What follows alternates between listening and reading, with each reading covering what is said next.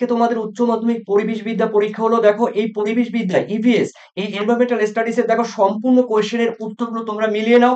কে কটা করেছো অবশ্যই জানাবে। আর সেই সঙ্গে সঙ্গে আরেকটি কোয়েশ্চেন, একটি কোয়েশ্চেন তোমাদের জন্য রেখেছি, কে করেছো অবশ্যই আমাকে কমেন্ট সেকশনে জানিয়ে দেবে। দেখে নিচ্ছি আমি। দেখো প্রথমে রয়েছে প্রথম এমসিকিউ। এমসিকিউ গুলো একবার মিলিয়ে নিচ্ছে এক এক করে। দেখো প্রথম কোয়েশ্চেনের মধ্যে রয়েছে বাসস্থান বৈচিত্র্য পদবীটির অপর নাম কি? উত্তর কিন্তু দেখো বাস্তুতন্ত্র বৈচিত্র্য, অর্থাৎ তোমাদের রয়েছে বাস্তুতন্ত্র বৈচিত্র্য, অর্থাৎ তোমাদের রয়েছে B is the correct answer. এরপরে কোশ্চেন আমরা দেখে নিচ্ছি। তোমাদের সেকেন্ড কোশ্চেন রয়েছে, দেখো কেওলাদেও জাতীয় উদ্যানটি কোন রাজ্যে অবস্থিত? দেখো এই কোশ্চেনগুলো কালকে আমি করিয়েছি, তোমাদের কিন্তু উত্তর কিন্তু হবে ah D is the correct answer, অর্থাৎ রাজস্থানে। এরপর রয়েছে দেখো তোমাদের রয়েছে তিনে, ভারতবর্ষে অসম রাজ্যে যে জৈবমণ্ডল অবস্থিত সেটির নাম কি?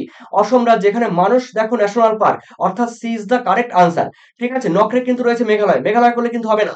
এরপরে রয়েছে দেখো তোমাদের চারে বলা হয়েছে মেঘালয়ের রাজ্যের তুরা পাহাড়ে আদিম দেখো লেবু জাতীয় উদ্ভিদের নাম কি? দেখো এই কোশ্চেনটি তোমাদের জানা থাকলে অবশ্যই আমাকে কমেন্ট সেকশনে কমেন্ট করে অবশ্যই আমাকে জানাবে। জাস্ট একটি কোশ্চেন তোমাদের জন্য রাখলাম। এরপরে রয়েছে দেখো তোমাদের পাঁচে, ভারতবর্ষের কোন রাজ্যে অগন্ত্যমানের জৈবমণ্ডল সংরক্ষিত এলাকাটি অবস্থিত? অবশ্যই তামিলনাড়ু। তবে কেরালা কর্ণাটকের বর্ডারে কিন্তু রয়েছে, তবে মেনলি কিন্তু তামিলনাড়ু, অর্থাৎ এ ইজ দ্য কারেক্ট আনসার। এরপরে রয়েছে দেখো সর্পগন্ধা হলো একটি কি? একটি হলো ঔষধি গুল্ম, অর্থাৎ C is the correct answer. এরপরে রয়েছে দেখো তোমাদের সাথে বীজ ভান্ডার নির্মাণের উদ্দেশ্য কি?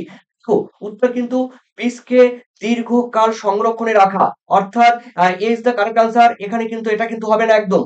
এরপরে রয়েছে দেখো তোমাদের আটে, যে প্রজাতি লুপ্ত হবার আশঙ্কা আছে এবং বিপন্ন হওয়ার কারণগুলি কার্যকর থাকে এবং তবে পুনরুদ্ধার করার সম্ভাবনা কম থাকে, তাকে কি বলে? তাকে কিন্তু বলে দেখো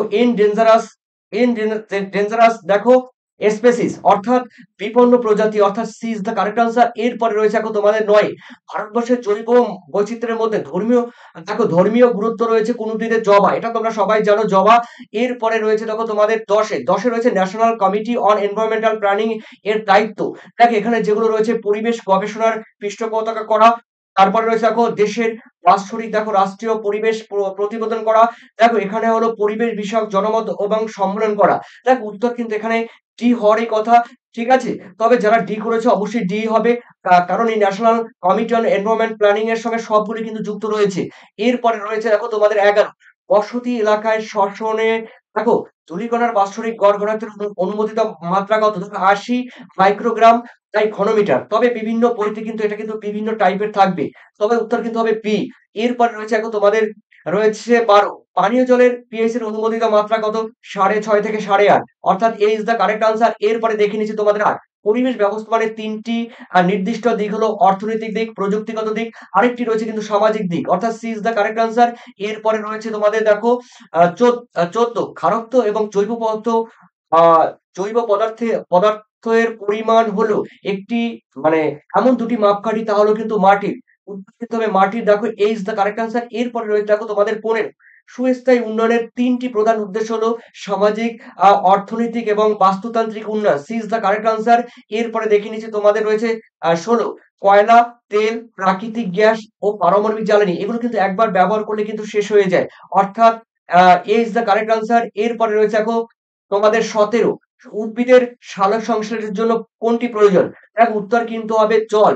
ঠিক আছে, এখানে কোনো গ্যাস বলেনি, গ্যাস হলে বলতো বলা হতো কিন্তু কার্বন ডাইঅক্সাইড এগুলো। ঠিক আছে, উদ্ভিদের সালোক সংশ্লেষের জন্য গ্রহণ করে দেখো অবশ্যই জল গ্রহণ করে। আর সূর্যালোক কিন্তু সূর্যালোকের সাহায্যে সালোক সংশ্লেষ প্রক্রিয়া খাদ্য তৈরি করে। এরপরে রয়েছে দেখো তোমাদের 18, অধিক চাহিদা সম্পন্ন ফসলের বারবার চাষ করলে কি হয়? জমির উর্বরতা শক্তি বজায় থাকে, মৃত্তিকা ক্ষয় রোধ হয়, এগুলো। এরপরে রয়েছে দেখো তোমাদের 19, যে উদ্ভিদ মূলে রাইজোবিয়াম পাওয়া যায় সেটি হলো সিম্বিক গোত্রীয় উদ্ভিদ, অর্থাৎ এ ইজ দ্য কারেক্ট আনসার। এরপরে নীল শিশু সিনড্রোম তোমরা জানো, নাইট্রোজেন। ঠিক আছে, এরপরে রয়েছে দেখো তোমাদের মাটির উর্বরতা বৃদ্ধির সঙ্গে সঙ্গে কোন মৃতজীবী ফান্ড রয়েছে? অ্যাজোলা।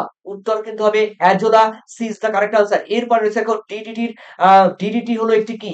এটা কিন্তু একটি খতরনাক একটি রাসায়নিক, এটি উত্তর কিন্তু হবে C is the correct answer. ঠিক আছে, এরপরে দেখে নিচ্ছি তোমাদের রয়েছে 23, নদী অববাহিকা, নদীর দ্বীপ এবং উপকূলবর্তী সমভূমিতে কোন ধরনের মাটি দেখা যায়? উত্তর কিন্তু হবে দেখো আহ নদী, দেখো নদী অববাহিকা, নদীর দ্বীপ, উপকূলীয় সমভূমিতে দেখো পলিমাটি দেখা যায়। ঠিক আছে? পলিমাটি দেখা যায়। এখানে উত্তর কিন্তু হবে D is the correct answer. ঠিক আছে?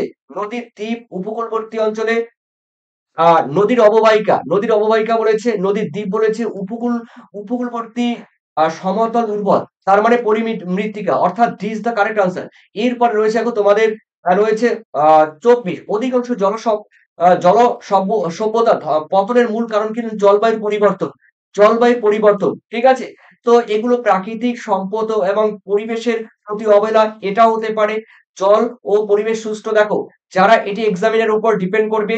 তো দেখো তোমাদের সি বি করলে উত্তর আনসার দেবে, তবে ডি করলে উত্তর দেবে। ঠিক আছে? তো দেখো এখানে প্রাকৃতিক অধিকাংশ জনসভ্যতা ধ্বংসের কারণ। দেখো প্রাকৃতিক আমরা বিপর্যয় তো অবশ্যই রয়েছে, প্রাকৃতিক সম্পদ এবং পরিবেশের প্রতি অবহেলা। তার মানে তোমাদের উত্তর কিন্তু ডি। যারা করেছো তাদের কিন্তু উত্তর কিন্তু কারেক্ট নেবে। এরপরে রয়েছে দেখো তোমাদের আ এসএকিউ। এসএকিউ গুলোর মধ্যে তোমরা জানো এসএকিউ এর মধ্যে রয়েছে আগন্তুক প্রজাতির উদ্ভিদ কিভাবে জৈব বৈচিত্র্যের আশঙ্কা হয়ে দাঁড়ায়। দেখো বিদেশ থেকে যেমন উত্তর আমেরিকা থেকে রয়েছে পার্থেনিয়ামে এসছে, মেক্সিকো থেকে রয়েছে দেখো ল্যান্টেনা ক্যামেরা। এগুলো আমাদের জীববৈচিত্র্যকে নানাভাবে প্রভাব বিস্তার করে। ঠিক আছে? তো সেখানে আমাদের পরিবেশের উপরে, আমাদের বিভিন্ন প্রাণীদের উপরে এই ধরনের আগন্তুক প্রজাতি একটি বিরূপ প্রভাব কিন্তু আ থাকে বা সৃষ্টি করে। উদ্ভিদের অতিরিক্ত উদ্ভিদ প্রজাতির অতিরিক্ত ব্যবহারে জৈব বৈচিত্র্য কিরূপ প্রভাব ফেলে? তো বাস্তুতান্ত্রিক সম্পূর্ণ কিন্তু ধ্বংস হয়ে যাবে, খাদ্য শৃঙ্খল নষ্ট হয়ে যাবে, এগুলো। এরপরে রয়েছে কিন্তু আম গাছের বিজ্ঞানসম্মত নাম কি? কালকেও করিয়েছি। কাঞ্চনজঙ্ঘা রয়েছে দেখো, কাঞ্চনজঙ্ঘা কোথায় রয়েছে? তোমরা এটাও জানো। দেখো যেগুলো এখানে রয়েছে উত্তরগুলো, দেখো উত্তরগুলো তোমরা একবার দেখে নাও। তো দেখো আর অবশ্যই বাকি যেগুলো রয়েছে আমি একটু পরে তোমাদের ভিডিও নিয়ে আসবো এই এসএকিউর জন্য। ঠিক আছে? তো তোমরা অবশ্যই তোমরা এই ভিডিওতে তোমরা এমসিকিউ কে কটা করতে পেরেছো অবশ্যই আমাকে জানিয়ে দেবে। দেখো আর ব্রড কোয়েশ্চেন এ কিন্তু সব কমন পড়েছে। ঠিক আছে? সব কিন্তু কমন পড়েছে। পরিবেশ ব্যবস্থাপনা ১ম কোয়েশ্চেন, তারপরে রয়েছে সুস্থায়ী উন্নয়ন, আ এগুলো রয়েছে, রাজনৈতিক এগুলো রয়েছে, জীবাশ্ম জ্বালানি সব কিন্তু তোমাদের কমন পড়েছে। ফসল সংরক্ষণের মাটির গুরুত্ব এগুলো সব কমন পড়েছে। তো এসিকিউর জন্য তোমাদের একটু পরে আরেকটি ভিডিও আনবো। অবশ্যই তোমরা জুড়ে থাকো আর তোমাদের মূল্যবান কমেন্ট সেকশনে আমাকে জানিয়ে দাও। আর কে কটা করতে পেরেছো আমাকে একটু কমেন্ট করে জানিয়ে দিও। ধন্যবাদ তোমাদের সবাইকে। Thank you.